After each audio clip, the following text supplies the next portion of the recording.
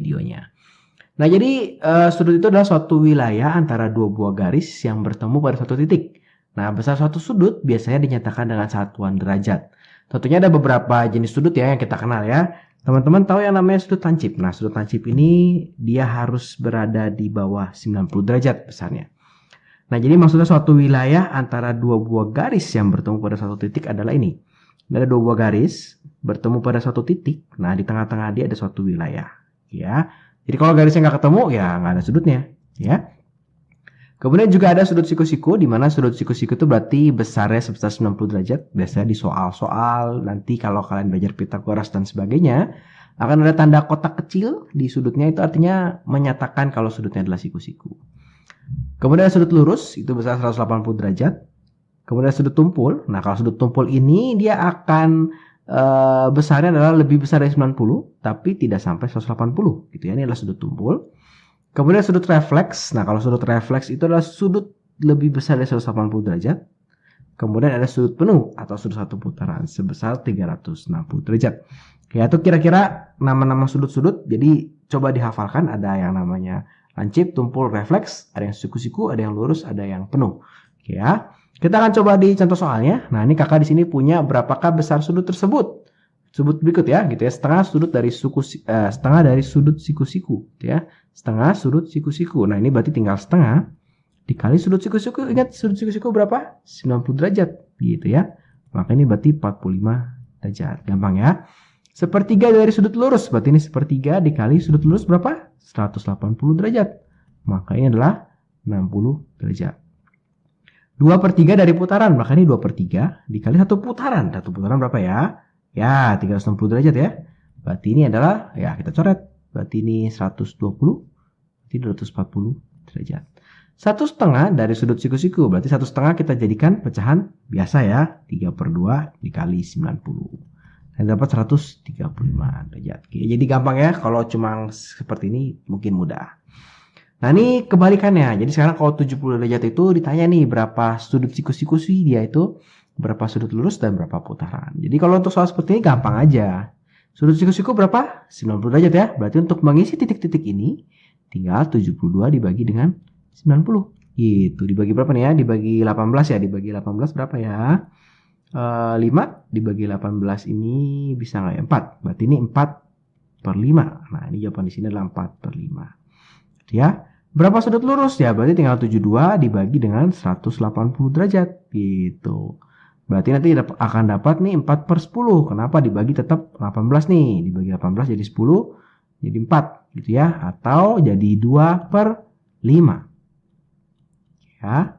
Satu putaran ini gimana? Oh, sama aja. Tinggal 72 dibagi satu putaran. 360.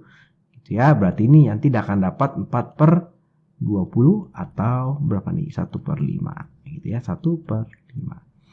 Ya, nah seperti itu kita akan coba lagi. Misalkan untuk yang 135, berarti ini tinggal 135 dibagi dengan 90. Gitu ya. Tinggal disederhanakan. Yang sudut lurus gimana? Oh, sudut lurus berarti tinggal 135 dibagi 180 gitu. Ini dibagi 45, ini 3/2. Nah, ini dibagi 45 berarti berapa nih? 3/4 gitu ya. Ini 3/2, ini 3/4. Dengan satu putaran gimana? Oh, berarti tinggal 135 dibagi 360 gitu ya. Berarti ini jawabannya adalah dibagi 45 3, dibagi 45 ini adalah 8. Oke, 3/8. Oke ya. Jadi mudah, nanti kalian coba lagi nih soal-soal yang ini seperti apa jawabannya ya. Caranya gampang banget. Berarti kalau 300 berapa sekali dari sudut siku-siku, berarti tinggal 300/90 ya. 720 berapa kali dari sudut lurus, berarti tinggal 720 dibagi 180. Oke. Nah, ini bisa juga guru kalian akan menanyakan termasuk sudut apa sih sudut-sudut berikut. Apakah sudut lancip, sudut tumpul, atau sudut refleks. Nah, gimana sih cara menghitungnya? Ya, kita tinggal hitung aja sebetulnya kira-kira berapa derajat gitu ya. Berarti 6/7 kali sudut siku-siku. Berarti 6/7 dikali 90 derajat. Nah, ini pasti masih di bawah 90 derajat. Boleh kalian hitung, boleh kita memakai sedikit logika. Nah, logikanya bagaimana? Kita coba lihat kalau sudut siku-siku gitu ya, kalau sudut siku-siku, kalau angkanya masih di bawah 1, oke, ini pasti sudutnya lancip nih. Karena pasti di bawah 90. Tapi kalau angkanya di atas 1, Nah, kita perlu lihat apakah masih angkanya di bawah 2 gitu ya. Jadi kalau misalkan dia antara 1 dan 2, nah ini kalau masih begini, nah ini pasti akan menjadi sudut tumpul. Gitu ya. Kalau lebih dari 2 akan menjadi sudut refleks. Nah, cara gampangnya sebetulnya cara amannya, kita tinggal hitung aja nih 6/7 kali 90 itu berapa sih gitu ya. Coba kakak coba hitung ya. Kalau kita hitung, dia adalah hasilnya 77, sekian derajat. Nah, ini pasti sudutnya lancip. Ya. 3/5 dari sudut lurus berarti ya tinggal kita hitung. 3/5 dikali dengan 180. 180 dibagi 5 berapa nih ya? 36 ya? Benar gak ya? 36. 36 dikali 3 itu berarti adalah 90 berapa tuh? 90... 108 ya. Nah, ini berarti kan antara 90 dan 180.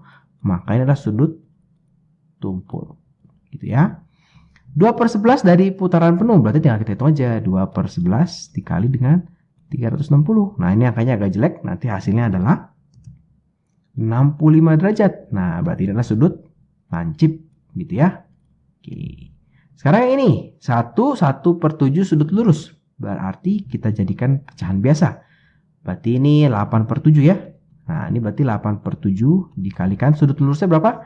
180 gitu ya. Nah, ini pasti di atas 180 nih. Hasilnya itu adalah 205, sekian derajat. Nah, ini adalah sudut refleks. Nah, kenapa termasuk sudut refleks? Karena dia sudah lebih besar dari 180 derajat. Ya, jadi kalau berkaitan dengan besar sudut ya, jadi macam-macam sudut biasanya soal-soalnya akan seperti ini gitu ya. Oke, sekarang kita akan belajar bagaimana sih menamakan suatu sudut gitu ya. Suatu sudut itu biasa dinamakan dengan urutan 3 buah titik. Nah, kenapa ini penting? Biasanya nanti kalau di materi-materi selanjutnya gitu ya, untuk di garis-garis sejajar, bisa juga untuk di bangun datar, bangun ruang. Nah, ini akan sangat penting nih urutan kita menyebutkan sudut itu. Ya. Nah, dengan urutan 3 buah titik, di mana titik yang tengah adalah pusat dari sudut tersebut. Gimana sih maksudnya? Yuk kakak contohkan langsung. Misalkan kakak mau melihat sudut nomor 1. Ya, dia ada di titik B. Maka sudut nomor 1, nah ini adalah sudut itu lambangnya bisa tulis begini. B-nya itu pasti di tengah. Tinggal kita lihat apakah apa sih yang ada di perpanjangan si B ini gitu ya. Oh, ada si A, ada si D. Makanya sudut A, B, D. Gitu ya. A, B, D. Oh, tengah-tengahnya B. Oke. Atau bisa juga sudut A, B, C. A, B, yang di tengah-tengah, C. Oh, berarti sudut B yang diapit oleh A dan C gitu ya. Berarti sudut yang ini, nah ini bisa kita sebut sudut B, D, E. B-nya di tengah ya. Sudut yang ini adalah sudut ADB atau sudut BDA juga boleh gitu ya. Gak apa-apa, terbalik-balik juga boleh. Yang penting yang D-nya nih yang di tengah, yang penting gitu ya, supaya kita bisa, oh ini yang dimaksud tuh sudut yang ini. Berarti sudut nomor 4, nah ini adalah sudut BAD boleh atau sudut BAE gitu ya. Kalau sudut nomor 5, berarti ini sudut apa nih? CAD boleh atau sudut CAE gitu ya. Kenapa boleh D, boleh E? Ya nggak masalah. Sebetulnya itu hanya patokan O sampai situ. Ya, tapi yang penting yang ini nih. Tengahnya. Oke. Nah, berarti yang 6 ini itu bisa sudut ACB atau sudut ACD.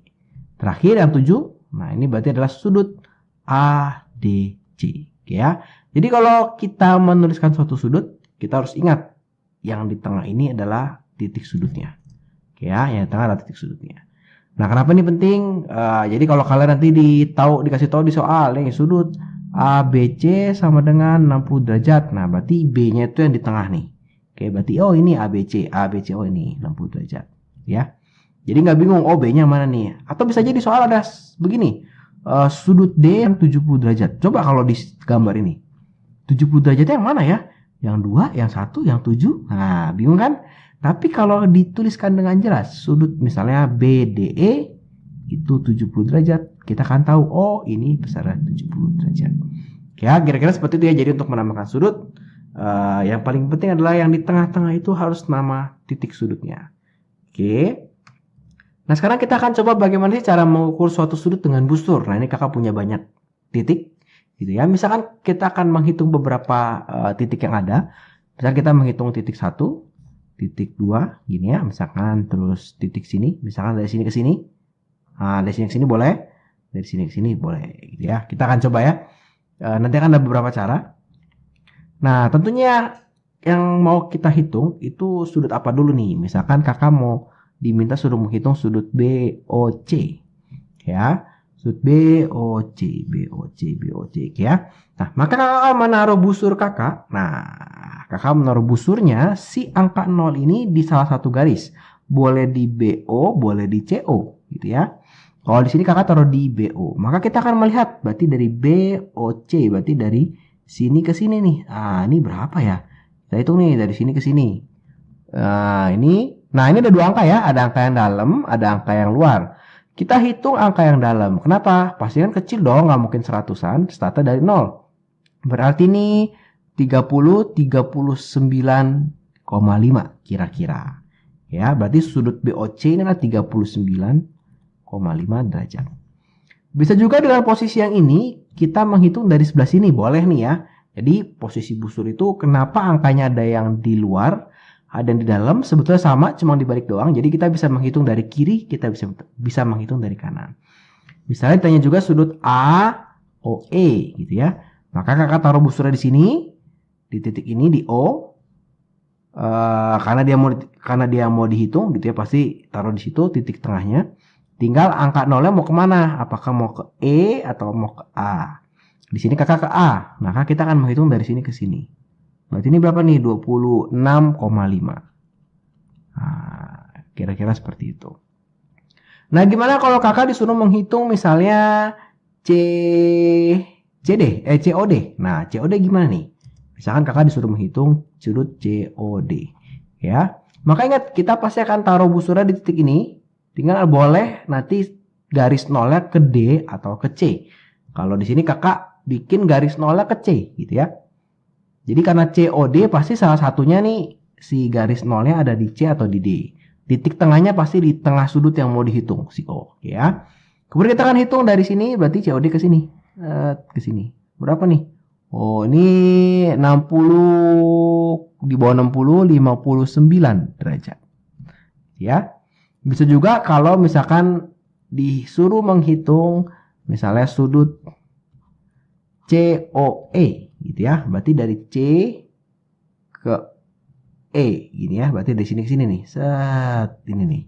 Nah, berarti kita hitungnya ini. Wah, besar nih. Nah, karena kita startnya dari sebelah sini, nolnya ini ya. Maka ini 110 lewat 4,5. Berarti 114,5 derajat. Gitu ya. Gimana kalau sekarang kita menghitung EOD? Nah, sekarang bagaimana cara kita menghitung si sudut EOD?